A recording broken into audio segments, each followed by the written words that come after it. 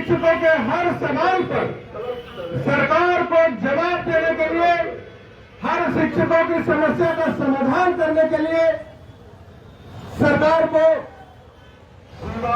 विवश कर देते हैं। आज विपरीत परिस्थिति है शिक्षकों के समक्ष। आचार संहिता हमारे सर पे है और अनेकों मांग हमारे लंबित है।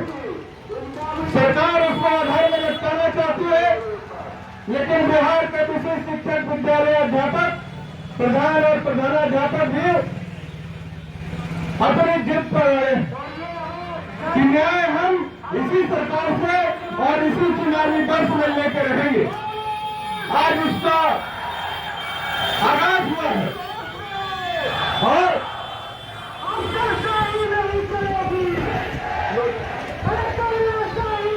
और आगाज हुआ है और आगाज आपने शानदार रूप से किया।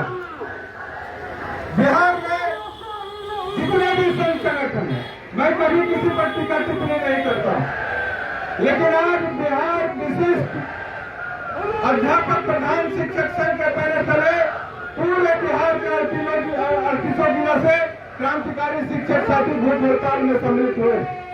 यह भूख हड़ताल आपको व्यर्थ नहीं जाएगा। भूख हड़ताल का ऐलान मात्र से हमारे 3432 शिक्षकों में से अधिकांश का ट्रांसफर के लिए उनका विद्यालय आवंटित कर दिया गया। ऐसे 1500 से अधिक महिला और पुरुष शिक्षक हैं जो 3432 में नहीं थे, उनका भी स्थानांतरण हुआ। अभी 1,90,000 में जो भी लोग स्थानांतरण से वंचित है, वह अंतर जिला हो, सेम जिला हो, उसको सरकार को स्थानांतरण करना पड़ेगा। और सरकार के पार्टी के माननीय एमएलसी संजीव बाबू हमारे बीच में है और मैं उनसे गुजारिश करता हूं कि जब हमारे शिक्षा विभाग के मंत्री और सचिव ने 1,90,000 का ई शिक्षा कोर्स पर आवेदन लिया है, तो उसका निष्पादन में नौटंकी क्यों हो रहा है, उसका समाधान होना चाहिए। 29/12/2010 लोहाटा प्रखंड जो पहाड़ी इलाका है, मैं अरवल जिला का रहने वाला हूँ और सक्षमता 1 पास किया। अरवल जिला में काउंसिलिंग हो गया, 165 किलोमीटर दूर पर हूँ। हमारे प्रदेश अध्यक्ष जी हैं, हम लोग का अभी तक स्थानांतरण नहीं हुआ है। किस परिस्थिति में हम लोग वहाँ हैं पहाड़ी इलाके में 15 साल से, क्या कहें हम सर, आपके शरण में है, इसको अति किया जाए सर।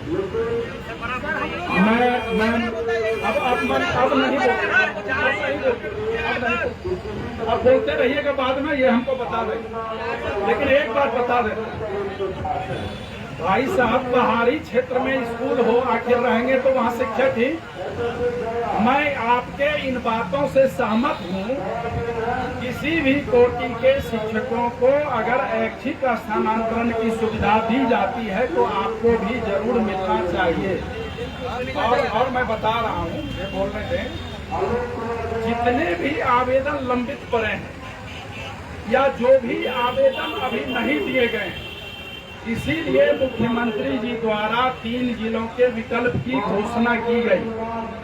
पारस्परिक स्थानांतरण का भी पोर्टल खुला हुआ था, अभी 4 दिनों से बंद कर दिया गया, वो भी खुलेगा। और 1-2 बातें बता देता हूं, हम लोग ज्यादातर लोग इस मुगालते में रहते हैं। अगर कोई पत्र देखे विभाग का, तो जिस तरह कौवा कान लेकर के उड़ने वाली कहावत है, हम लोग कौवे के पीछे पीछे चले जाते हैं, अपने कान को नहीं देखते। मैं एक पत्र का उल्लेख करना चाहता हूं, अपर मुख्य सचिव के द्वारा जो पत्र निर्गत हुआ था कि पारस्परिक स्थानांतरण में 2 से अधिक 10 व्यक्तियों तक का समूह बनेगा। आप लोगों ने सब देखा होगा।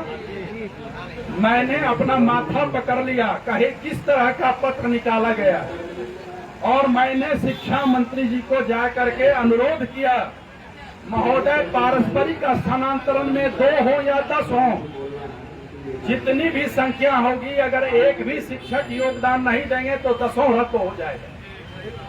और उन लोगों ने कहा नहीं नहीं ऐसा नहीं है। हम कहे देखवा लीजिए, पदाधिकारी से बुलवा लीजिए।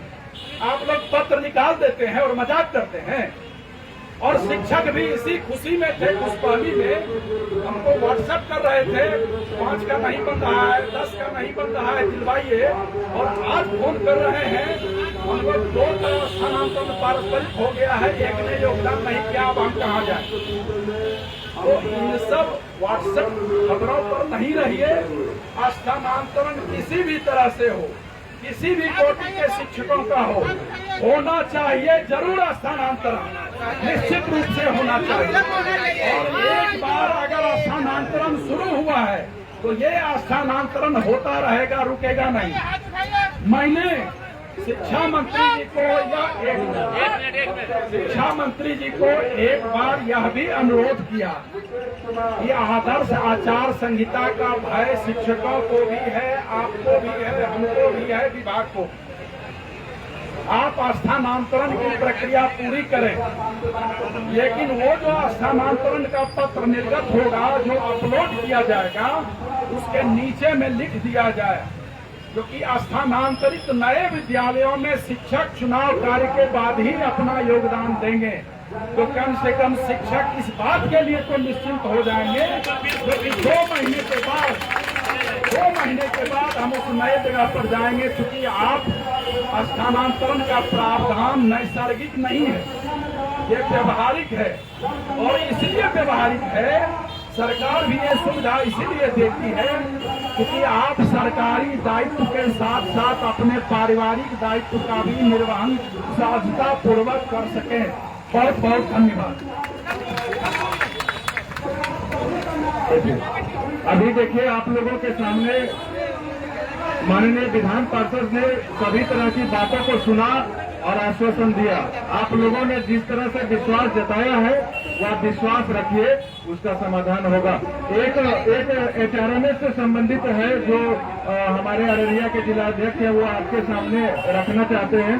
HRMS से संबंधित एक, इसीलिए ये मैं स्वीकार करता हूँ कि ये विसंगति आ रही है। मैंने तो कहा कहीं HRA कुछ मिल रहा है, कहीं TA कुछ मिल रहा है, कहीं स्थानीय निकाय से विशिष्ट शिक्षक हो उनको मिल रहा है, कहीं नहीं मिल रहा है, कहीं BPSC से नियुक्त शिक्षक हैं उनको मिल रहा है, नहीं मिल रही है। HRMS कोषांग के रविशंकर जी हैं उप निदेशक, और रविशंकर जी से मेरी रोज बात होती है, आप लिख करके एक दें। और मैंने जो सचिव सह निदेशक हैं दिनेश कुमार जी, जो डायरेक्टर हैं सेकेंडरी के भी और सेक्रेटरी भी हैं शिक्षा विभाग, उनके पास हम लोगों ने जा करके विस्तार से ये समस्या बताई। और रविशंकर जी को, पंकज जी को जो प्राइमरी के डायरेक्टर थे, सबको बुला करके इस पर बात की गई। ये प्राइवेट कंपनियां हैं जो HRMS देखती है और NSDL कंपनी को देखती है, और शिक्षा विभाग से बात करके जो उसका हार्ड कॉपी है उसके आधार पर वो सॉफ्टवेयर बनाती है। तो मैं यह स्वीकार करता हूं जो कि ये विसंगति है, लेकिन ये ऐसा नहीं है क्योंकि ये पैसा आपको नहीं मिलेगा या ये ठीक नहीं होगा।